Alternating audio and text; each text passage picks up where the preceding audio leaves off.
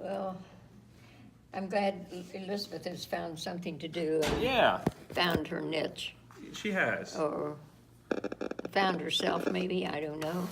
Yeah, I think so. Sometimes I listen.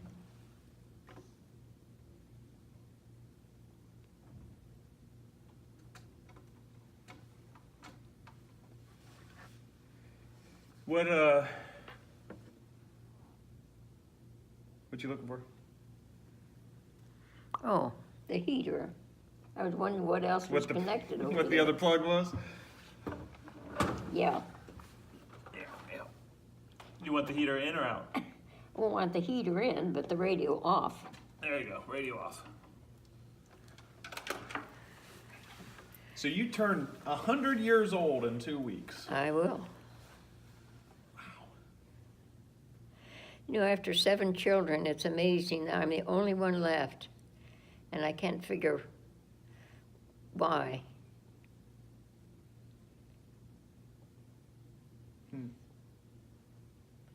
I often ponder on that one.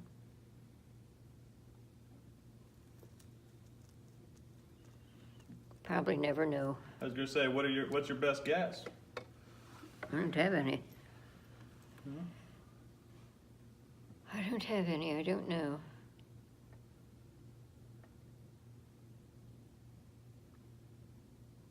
How do you deal with the passage of time? Hmm? How do you deal with the passage of time? Day to day. I don't look back and don't look forward. Pretty much get up and go do that day, whatever I'm going to do.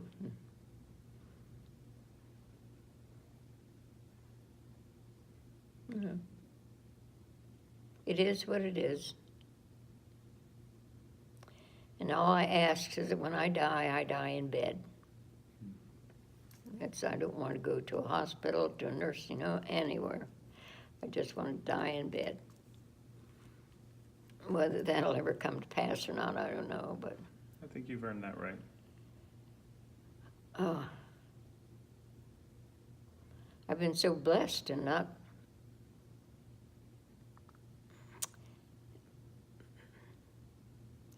must have been, I suppose, 40, 45 years before I ever went to a doctor. So I've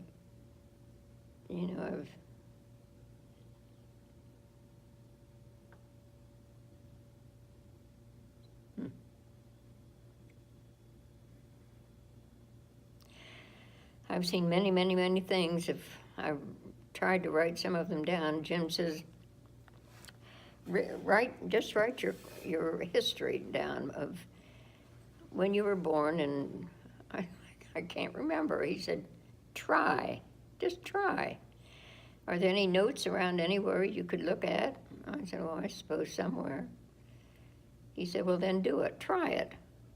I said, I don't know why, what for? He said, I'd like to read it. So What do you remember of your childhood?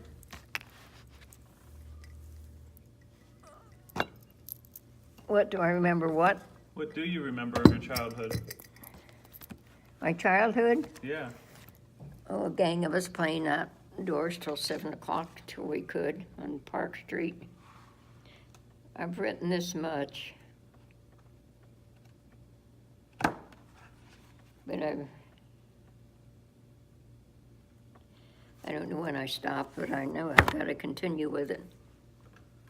That was But it's 1920s. You know, what was life like in the 1920s? I'll never know. I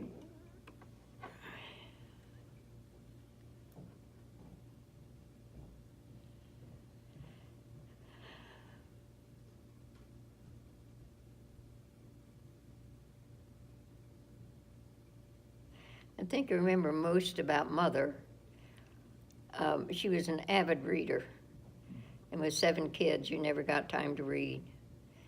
But I remember coming home from school, and she always had a pan of water down here and peeling potatoes.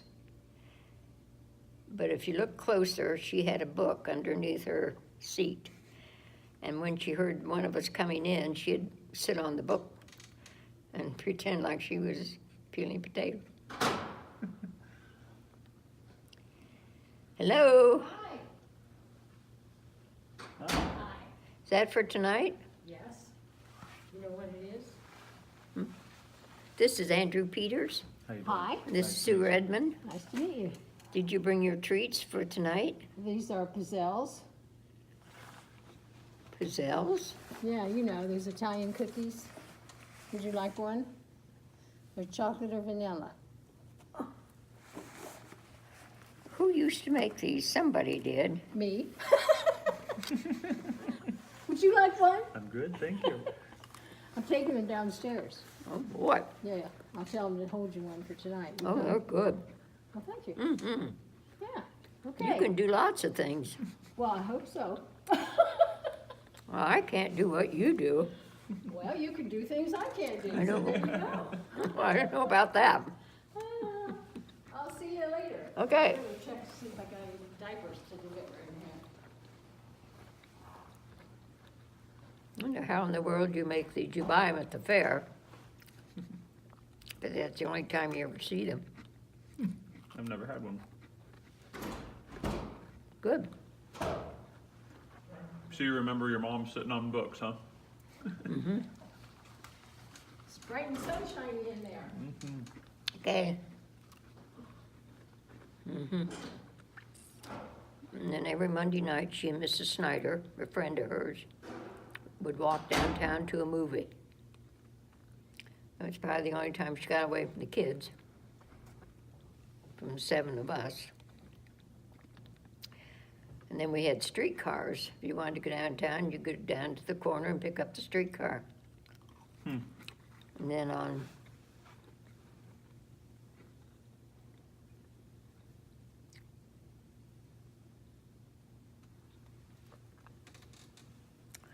what night is it that you play pranks?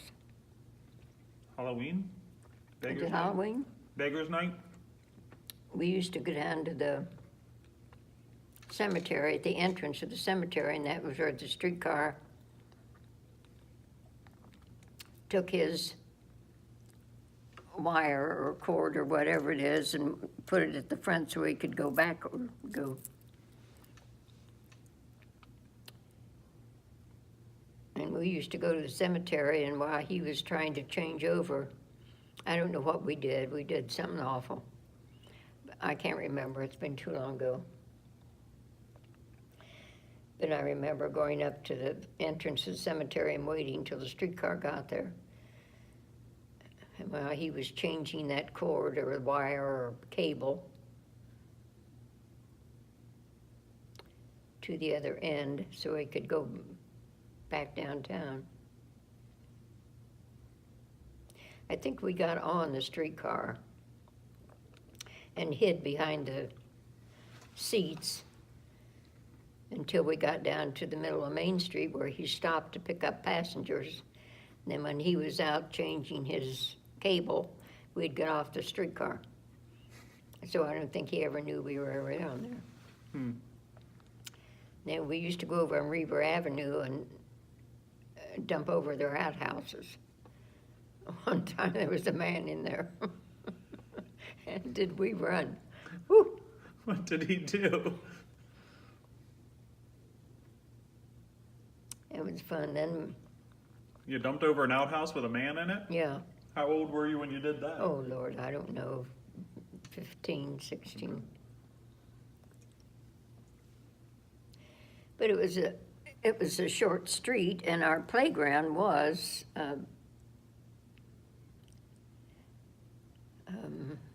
the mountain. Because we could walk right down to the end of the street and into the doorway to the fairgrounds and jump over the fences, and that was Rising Park, and the mountain was our playground. Hmm. As I say, Park Street was just, every house had kids in it. So were there a lot of us. And there was a Jewish boy, Earl Long, that lived right on the corner in the brick house. And his mother, we always went home for lunch. And so they had a porch that had a flat cement, just a place where you could sit, and she always had a glass of milk and a sandwich out there for him to eat. And he'd have it gone and be up at our house and sitting in a chair before we ever got there. Did he eat with you? Oh, yeah. He'd tell my father the most ridiculous stories, but Dad loved him. He thought he was super. But What he kind of was ridiculous stories would he tell him? lies about we girls and playing under the street light and just crap. And he was, I think he was the only no, there was a Frank Silver in my class that was Jewish, and Earl, and I think those were the only two. And after he graduated, I don't know whether he went to college in New York, but I think that's where he moved to, and never heard from him after that. He had a sister, Jean, but we never heard from her either.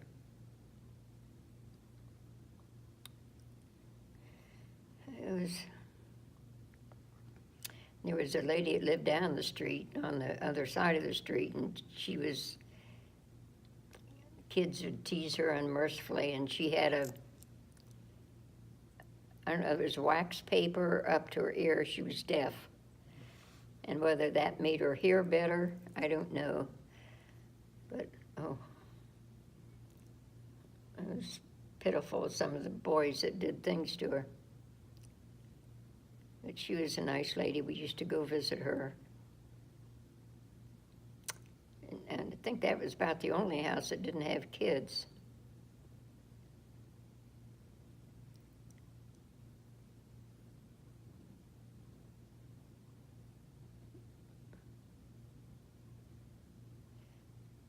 People next door to us, in the stucco house, I don't think they had any either.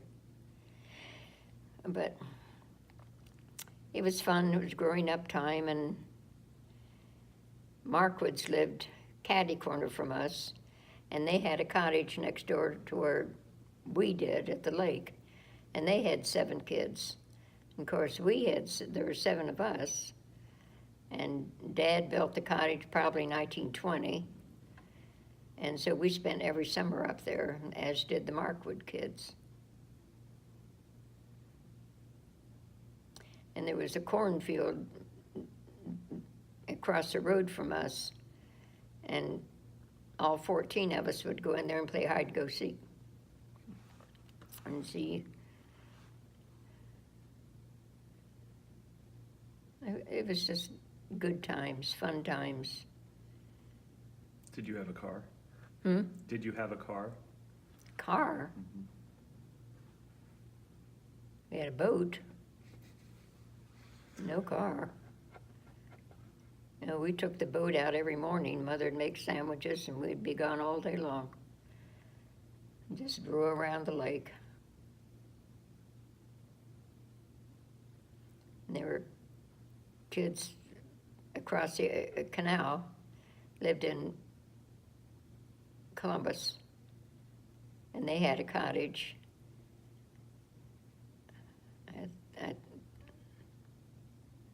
think there were 2 girls.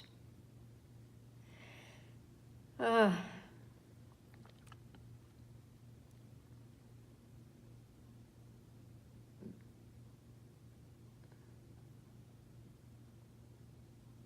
anyway, there were a lot of us take the boat out every day and just stop and swim wherever we wanted. And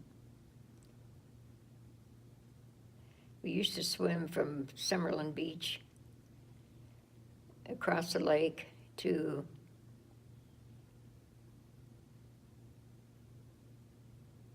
Fisher's Beach. And then we'd touch the wall with our foot and swim back again. And that was clear across the lake. So it was pretty good distance. What was that swim like? But it was fun. Cold water? Cold water? It wasn't bad. I mean, it wasn't, we probably wouldn't get in it if it were real cold. And then Summerland had a dance hall, and as we got older, we were allowed to go, but of course, Mother had to go with us, and Mrs. Snyder, and the two ladies would walk us over to Summerlin Beach to the dance hall, and we'd sit there and watch the young people dance.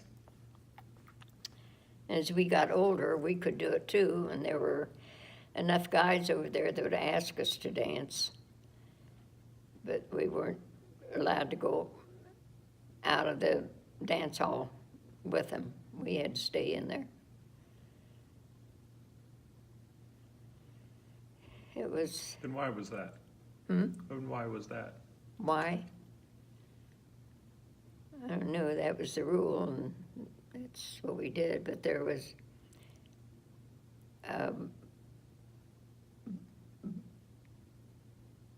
a speedboat that crashed into another boat at Summerlin Beach, and they took our boat. We always rowed over to Summerlin. If we didn't walk, we took the boat and rowed over, and they took our boat to rescue some of the people that were in the other boats that crashed. And the next day we found a shoe of one of the women that had drowned in the accident. I've never forgotten that. Then we had a grocery boat that came every Wednesday, and Mother would walk us over, and we could each get an all-day sucker. And she bought groceries, and then we had our sucker, and What flavor? I think mine was usually cherry. Didn't last long, but anyway, we got to go over. False advertising? Yeah, Never lasted all day? but you know, you bought your groceries there. Dad would usually bring, he wouldn't bring the meat, but he would bring staples when he came on Wednesday. And then Saturday night, he would bring meat for Sunday. And maybe Monday or Tuesday, we only had an ice box, didn't have a refrigerator. And when we were young and Dad first built the cottage, and he came up every night. That's when we were younger. And then as we grew, then he came every Wednesday and Saturday night and would go home Sunday. And I remember one time he walked from our house to Buckeye Lake to our cottage, and he walked over to the bridge and stopped at the bridge and just jumped in. He had all his clothes on, everything else. It was so hot, but he jumped in, and I don't think we kids were all that old, but it was all the neighbors, everybody talked about it for a long time after he did that. So it was What was your dad's name? Bert. What did he do? He owned a furniture store in Lancaster. What do you remember about that store? Hmm? What do you remember about that store? I worked there. We all took a turn. Beth had to be there 3 years, and then she quit, and Cy took over 3 years, and then Margaret was the only one that didn't have to. Then it was my turn next for 3 years. And it was on the corner of Harrison and Wheeling. And so you walked, used to be a confectionery on Broad Street called Himes. And so we walked I walked over there every noon and had lunch with other kids and then walked back to the store. And I think about 3 o'clock, Dad would say, well, you can go now. So you could walk through Miller Park from Wheeling Street and cut across over to 6th Avenue and then walk the rest of the way home. But it was a shortcut.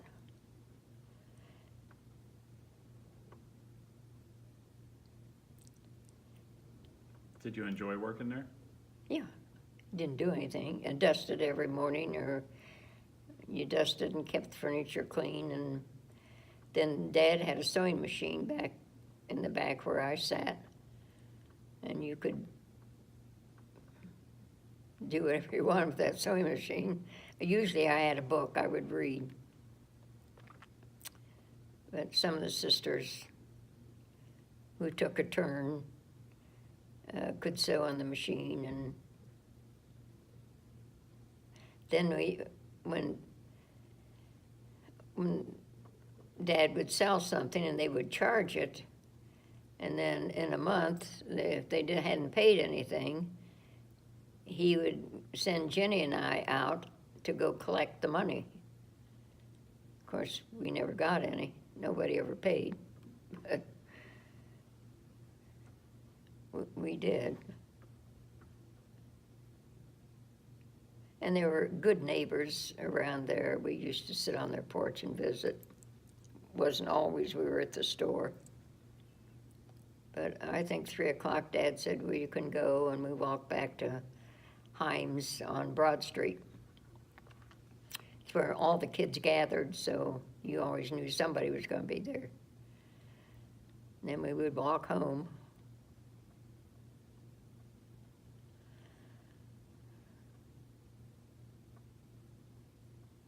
And then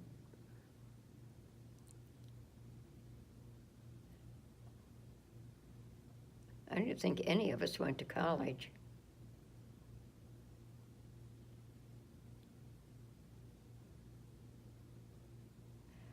I sure didn't want to go ever. Why? I think at the time I didn't want to leave my mother. Was she ill? I was just a homebody. I don't think I ever wanted to leave Mother. Margaret went to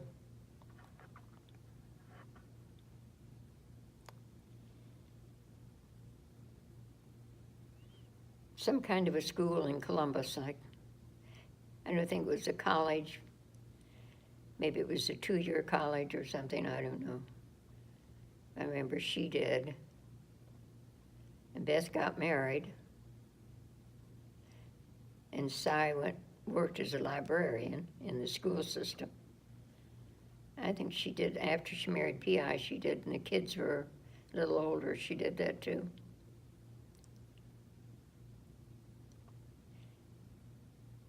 Describe your siblings. Hmm? You had 7 in the family? Mm-hmm. Start with the oldest and describe your siblings to me. Describe what? Your siblings. I have never seen them. I don't know what they were like. Can you? Beth was the oldest and very quiet. And she had to look after them as we were born. She looked after us. Dave was next to her. And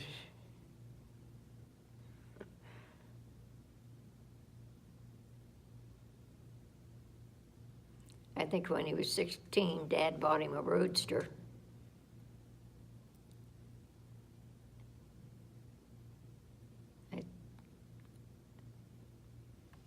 I think it was beige, and then Dave painted orange stripes around it somewhere.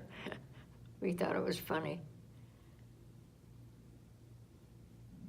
And he started going to girl from Bremen, Betty Miracle.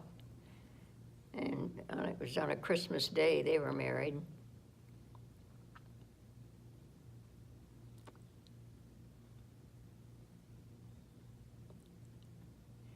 Jenny met and married P.I. He was editor of the paper. Margaret went to Cleveland to school, and she stayed there. She didn't come back home. And then I was next, and I worked at the Eagle Gazette. And Betty,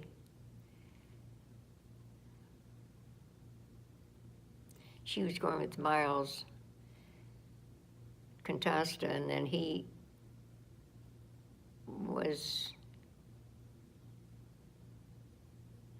called into service, and he was out west somewhere anyway. Betty flew out in 1943 and married him. I don't think they stayed out there until his service was over. And Patty was going with Jim Orr, and he was in service.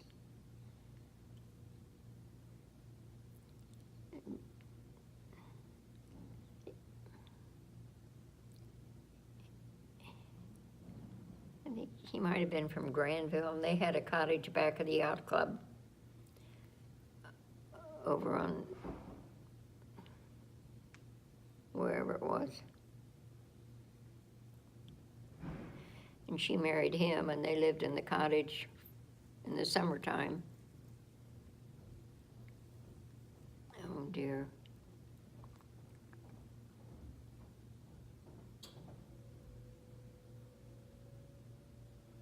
Would you consider yourself a well-behaved child? Hmm? Would you consider yourself a well-behaved child? Oh yes, absolutely. You were the rule follower? Mm-hmm.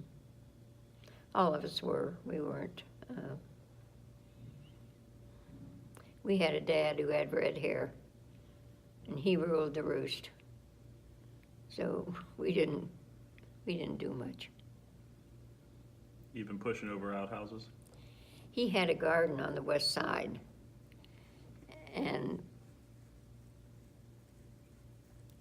it must have been as we got older. But I know he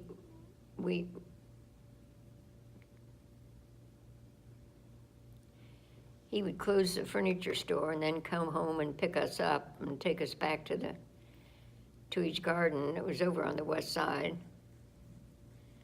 And he would take us over there, and we would work in the garden, either planting the vegetables or picking them when they were ripe. And we all took our turn at that one.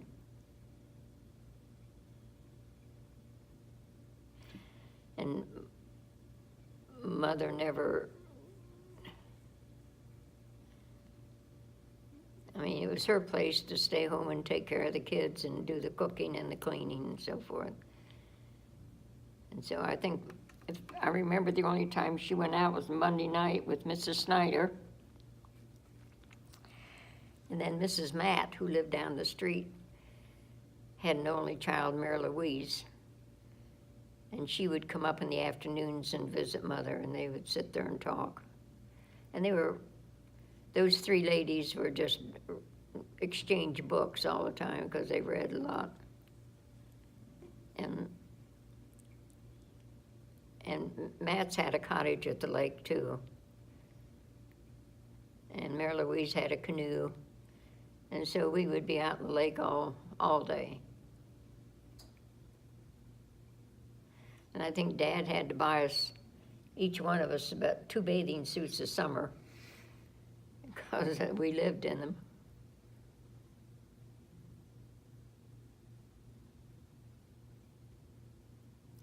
And we had a boat, but we couldn't have the motor on it when Dad wasn't around.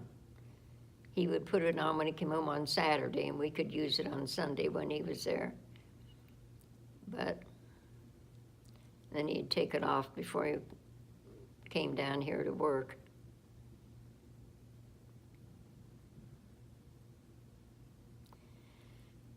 And then I don't know when Mother got cancer.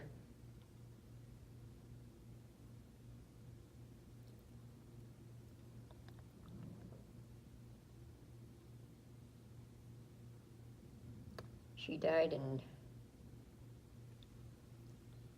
45, I think. I was married in 44, and we lived over on Wheeling Street. I think this is about the next year, maybe. I know Jenny took care of her, and I was pregnant for Jim. Must have been 46. And then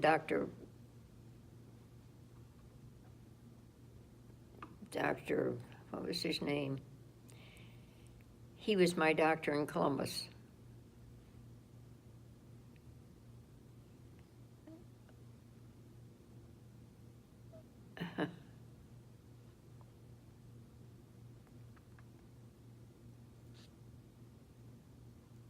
Mount Carmel. And I had both the kids. They were both born at Mount Carmel.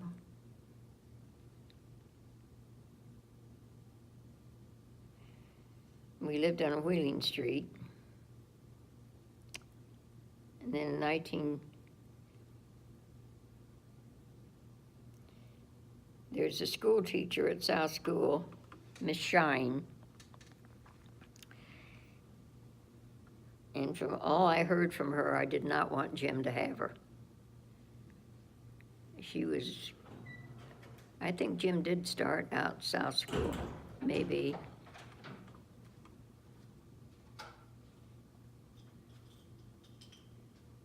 Three or 4 months he was,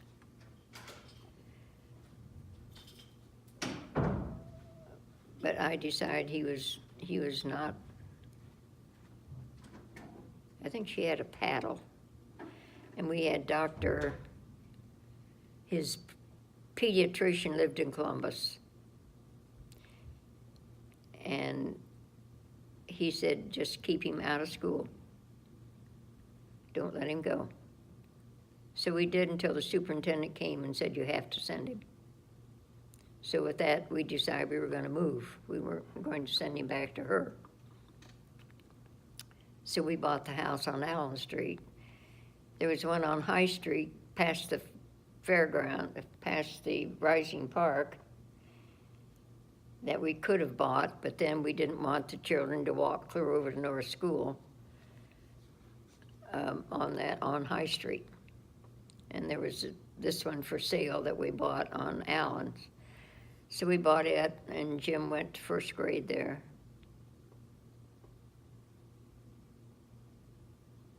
How hard was it to buy a house back then? Mm-hmm. How hard was it to buy a house back then? I don't know. We were fortunate that we could get either one of those. One was on High Street, and this one was close to school, just a block from school.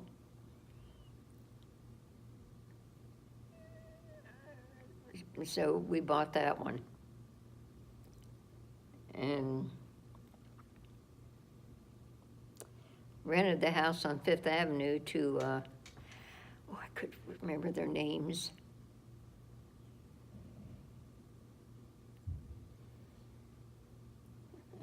Such nice people. And they had a son.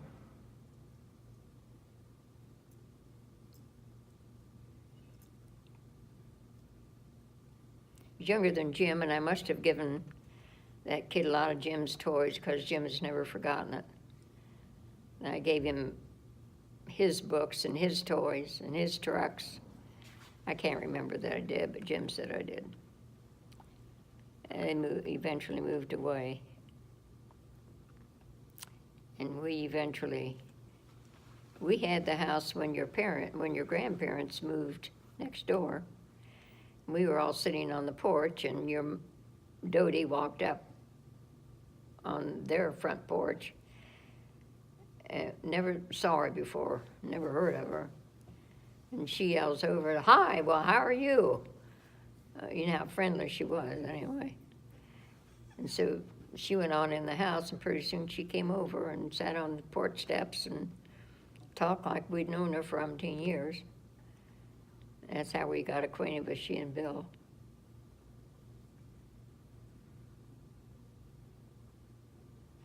And I think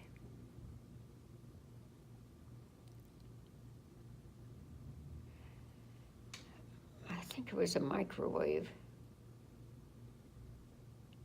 that she called one night, and she says, "Come on over and have supper." And I said, "I don't have anything ready." She said, "Well, who cares? Come on over. We'll figure out something." So we did, and they had this, I think it was a microwave. Never saw one before. And she was showing off, look what it can do, and all this and this. We never did get one, but I remember her telling us how quickly you could cook stuff, and, you know, things could be done.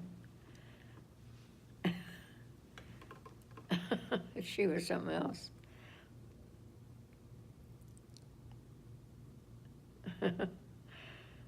Yeah, so we became very, very, very, very good friends. And with the Frenches, we used to have, Winfield would cook breakfast at Rising Park on Saturday morning, or Saturday or Sunday morning, it must have been Saturday. And Winfield would cook breakfast for the Haraways and the Frenches and us, and we'd go over and have breakfast. But on Friday night, the men would go over to North School to the football games. And then Ann and Dodie and I would stay at our house or come home at the half and get hot chocolate and sandwiches ready for the guys when they came home. We did that for many years.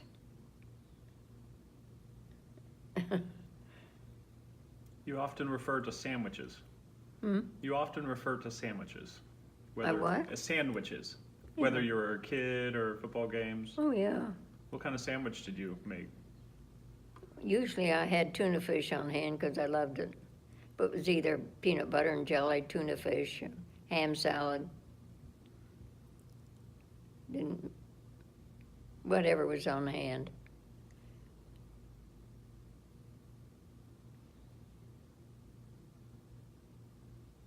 And usually I had cookies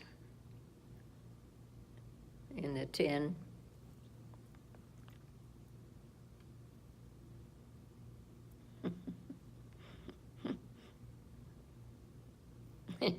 You got Bill and Winfield together, and they were a pair, I must say. Describe that. It was a lot of fun. Describe them together. Hmm? Describe them together. Oh, I don't know. It's what Bill would say something, Win would pick up on it, or Win would do something, Bill would. We were together an awful lot. We were together more with Bill and Dode than we were with French's, but a lot of times there were 6 of us, and Dodie called at the last minute and said, "What are you having for supper?" And regardless, she'd bring it over. So we would have many meals together.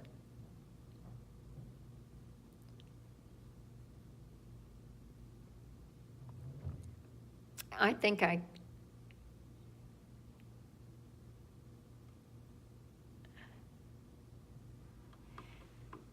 kept Claudia and Patty and Chuck. I don't know where Bill and Dode had to go. Somewhere, but she called and said, "Can you take the kids?" And I said, "Sure." I don't even remember where they slept. But we had them from Friday till Tuesday, I think it was.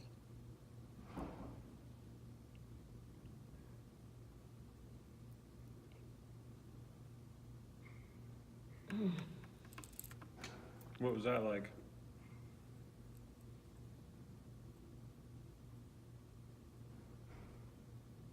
Oh, it was fun, wasn't a problem. They all got along well together. I think we played Old Maid, or we'd have the card table up and play cards. And if it was summertime, we'd be out in the backyard on the picnic table. And we went to Lake Isabella a lot. It was summertime. And spend the day. I don't think Ann was with us, but Haraway's, and we went over a lot. And I think once in a great while, Norma and Stevie would come over because Carl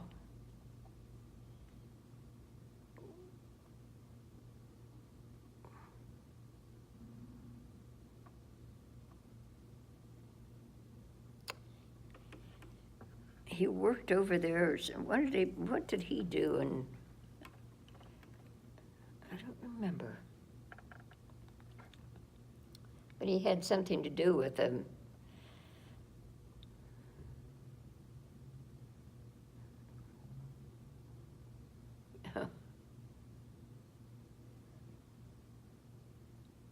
Can't remember. But anyway, we were over there a lot and had picnics and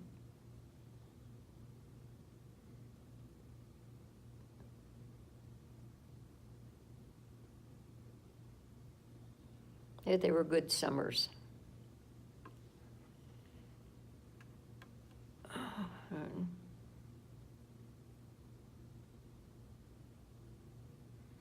When you were at Lake Isabel, or when you were up at Mm-hmm. when you were at Buckeye Lake or Lake Isabel, as a mom, what were those times like? Well,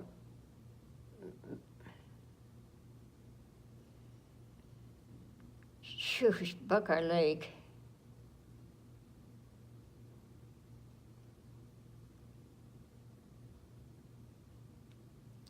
Dave took over the cottage. I can't remember exactly when. I think Mother and Dad had died. And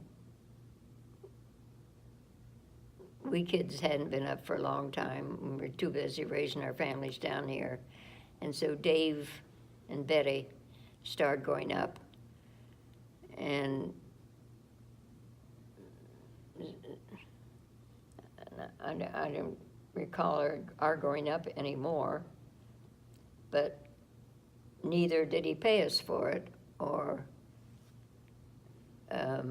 And then when Dave and Betty died, Dee took it over. And he wanted to sell to us for $82,000. And of course we were busy with our own children and to each other we said, well, he doesn't even own it. He's going to sell it to us for $82,000? He doesn't even own it. But we were busy and didn't pay much attention, and eventually he sold it. But we didn't reap any of the monies from it. And nobody said anything. Nobody was, mm-hmm. So he sold it, and so what?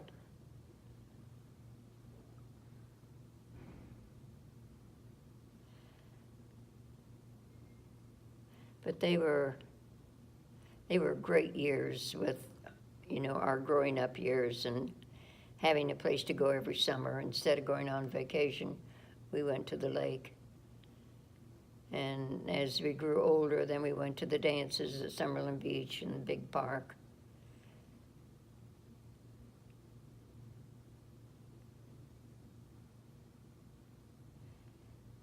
And then I think after each of us was married and started raising families, we stopped going. And so it became empty.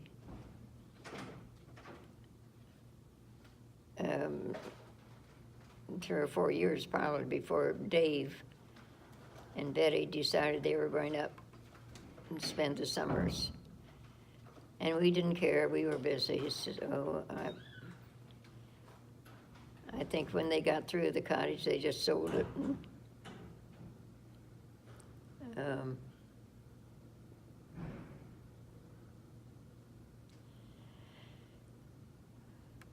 What was it like at Lake Isabel with all the families there? Hmm? What was it like at Lake Isabel with all the Oh, families it was there? fun. It was, I think we all looked forward to going when summer came and we could all go over and spend the day together. And I think Haraway's and we always went together. I think French's, I don't think they ever belonged, but I think a lot of times we asked them to go. I think Winfield was funny, so we always enjoyed him. And then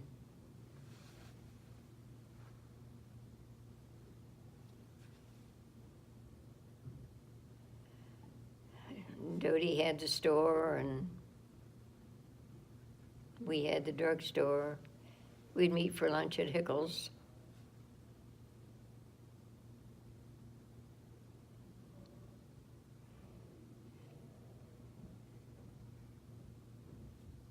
What was for lunch at Hickles? Hmm? What was for lunch at Hickles? I've never heard of it. Oh, they had a luncheon dining room upstairs on the second floor. And most people that worked downtown went to Hickles for lunch. And they sold clothes, of course, up on the second floor. I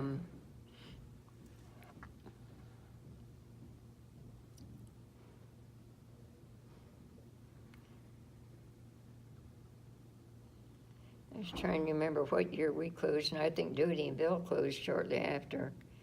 I think we closed in 81,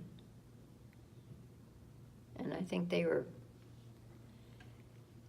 Main Street had changed, and their Hickles were gone, Wiseman's were gone.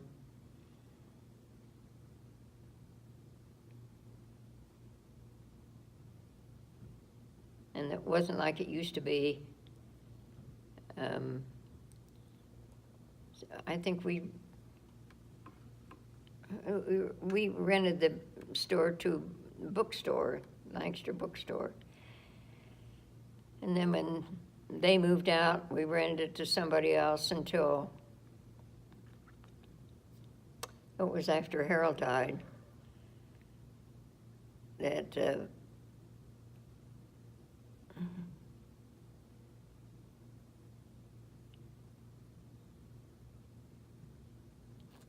he was our lawyer, and he and Jim, they were 4 men.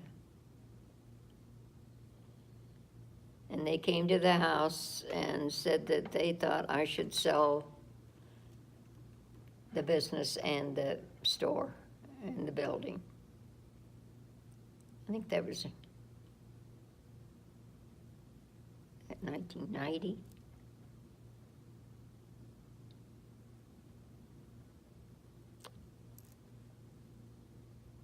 And I didn't want to let go of it.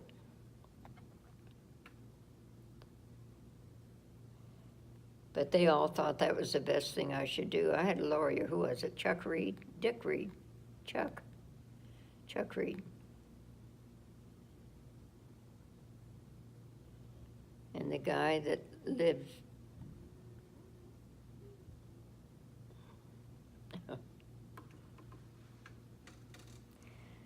I don't know, there were 4 guys and they all decided that I should get rid of it. I should sell it. Sell the building. And I said, Harold's dead, and Harold has owned that building since I think Harold's dad went in 1922 or 3 or something. And they said, well, those years have passed and it's time to get rid of it.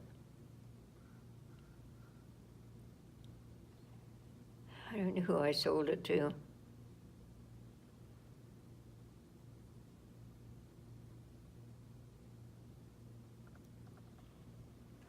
Oh, long gone.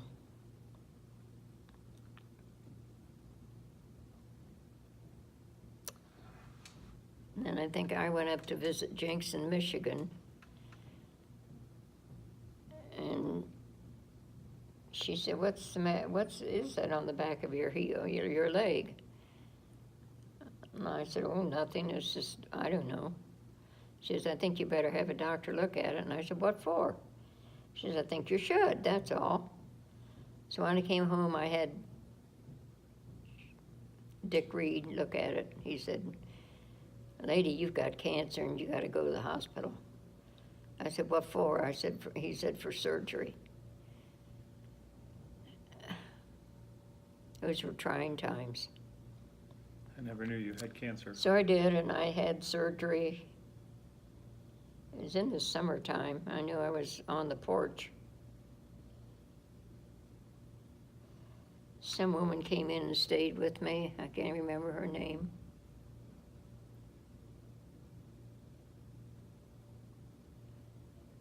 Oh.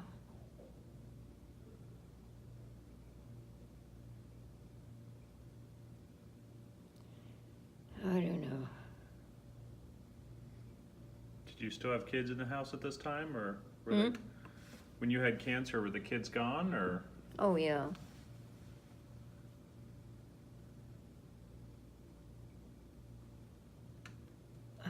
I never knew that. 1982, it was shortly after we closed the store.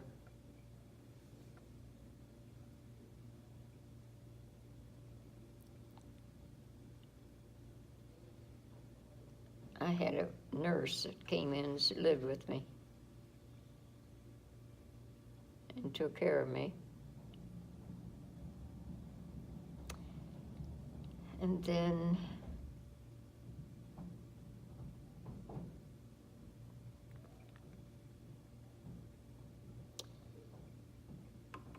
something was wrong with Harold, but he was up at Mount Carmel.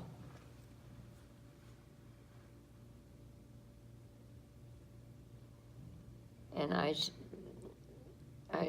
stayed there with him until a new director came on during the night hours, and she came in. She said, what are you doing here? I said, I'm staying with my husband. She said, not allowed. I said, I've been here all week.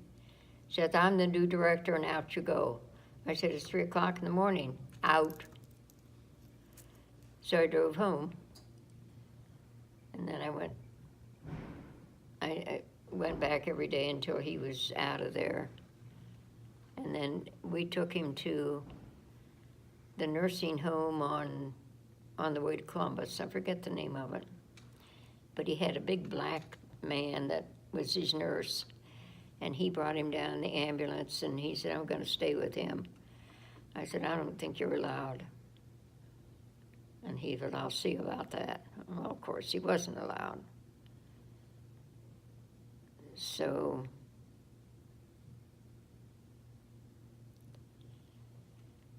I went out every day. Oh no, what years was, oh dear.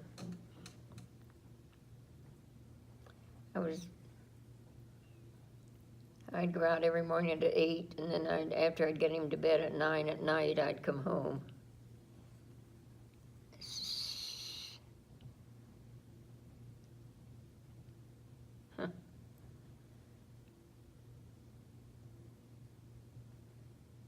But I'd take him a walk in a wheelchair every day. And I remember walking down to Lowe's. That's when Lowe's had it out on going to Columbus, 33. And back of Lowe's, up on the hill, was the nursing home. So I'd wheel Harold down to Lowe's and wheel him around, fresh air. Such a struggle to wheel him back up that hill to get back up to the nursing home. Man, it was something else. But I did, and I'd bundle him up in the wintertime, and he didn't want to go, and I said, you need the fresh air. And I remember Bill coming out to see him. And he'd spend hours with him.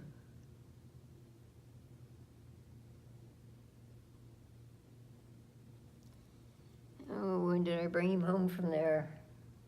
I had a dry run on a weekend to see if I could handle him. And after a weekend, I decided I could. I had a nurse. She wasn't any good. She'd come downstairs and wake me up and say, I can't handle him, I can't handle him. I mean, she'd come upstairs and Harold was downstairs. We had a bed for him down there. So she didn't help any. She wasn't any good. So anyway, after so long a time, I got rid of her. Then Harold began to get better, and then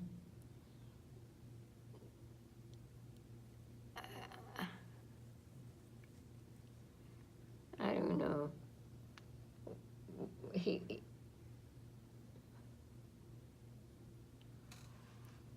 Whether it was before, I assume it was before he got sick, and he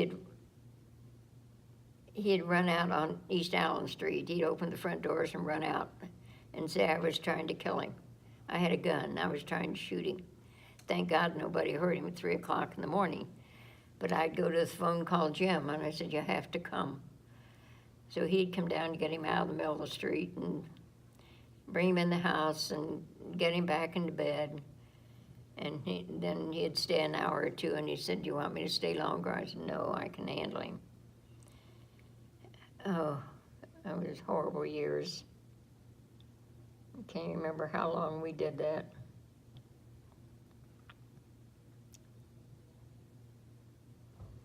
Let's see, he died March the 2nd, 1990.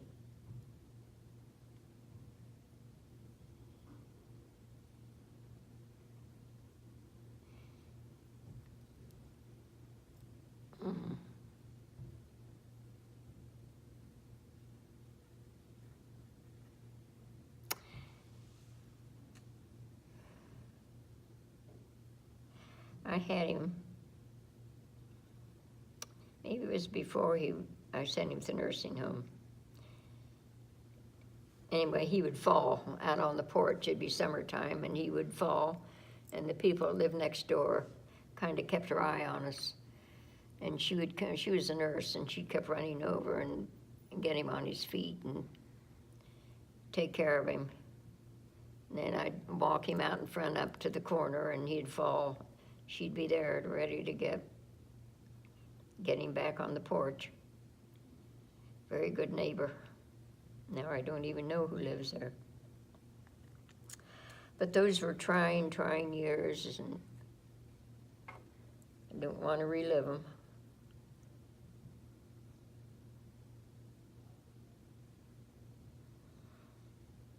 Oh. When he finally passed, was it a relief, or was it hard? I don't think I thought anything about it, and, relief or not, he was gone. That was March 2nd, 1990. What year is this? 2019. 19? Yeah, 29 years ago. Huh.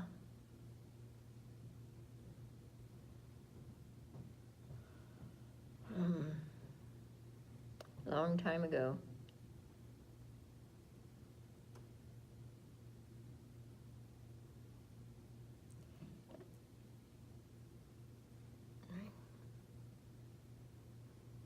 We didn't.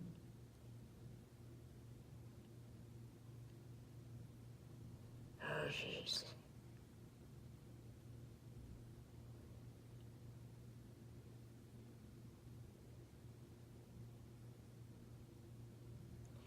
When did we close the store? When did Haraway's close? Do you remember? Mm-mm. I think a couple of years after we did, they did. Probably in late 80s. Main Street was deteriorating. Stores were closing. Hickles and Wiseman's were gone. Hallmark was gone. I think Haraway's were still there, but I think maybe a couple of years after we closed, they closed. I think they closed mid-80s, mid to late, because they moved to California when I was young. Bill died in 89, and so they probably closed between 84 and 86, somewhere in there. I think they were still there when we were there. I think they were there 2 years after we were there.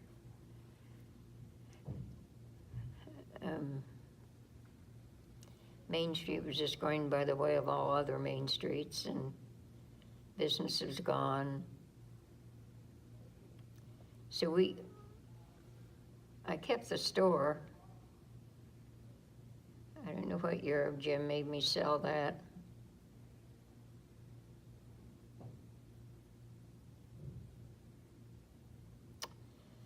Anyway, that was over. Good years, fun years. But it's over.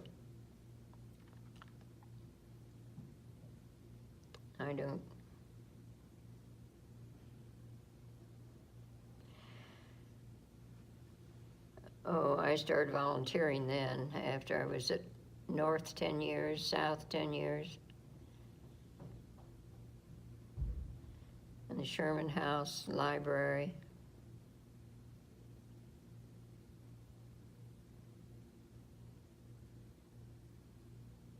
North School. I took up a lot of volunteering to fill up the time.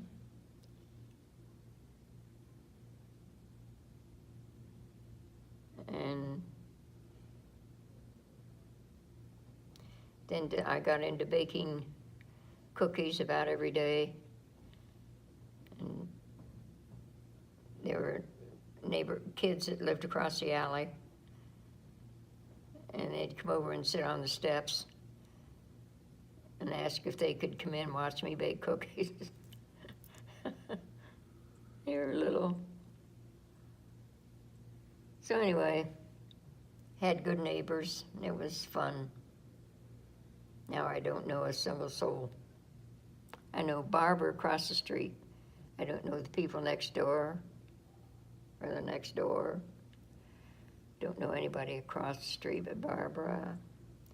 Don't know anybody across the alley except on the corner.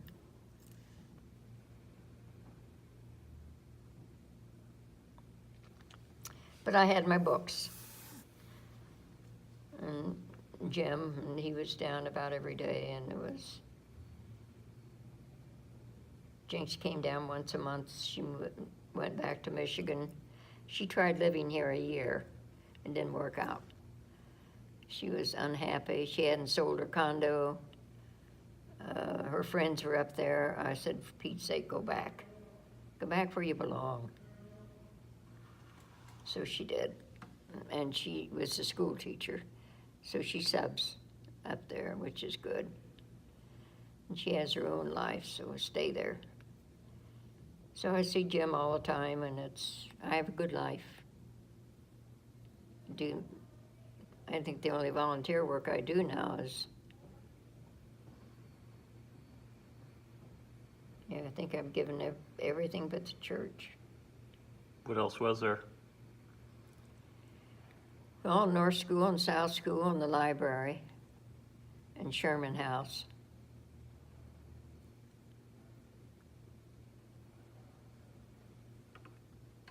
I think when the grandchildren started coming along and I could help Jim and Karen with Aaron and Lori, it was happy times, and I was with them a lot. Worked out well. Now I'm only down here and 3 days a week, and that's great. I can sit home and do whatever I want all the rest of the time. And I still do a lot of reading. I love to read. And I have so many books, I have no place to put them, so they're on the floor. And friends will come in and pick up what they want and bring them back and take some more. So it's a good life. Good life. I have many, many friends like Hairways and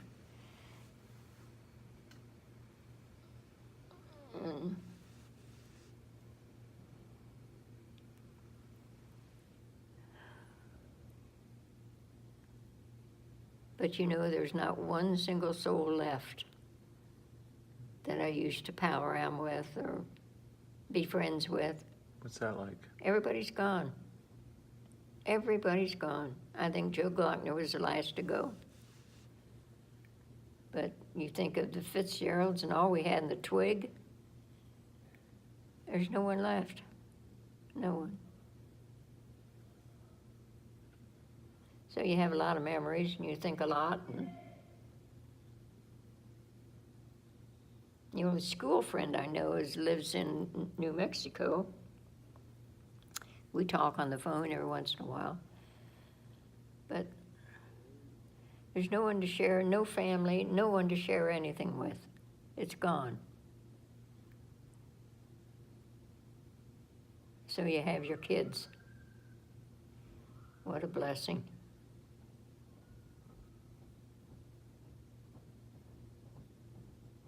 Blessing to have great-grandchildren.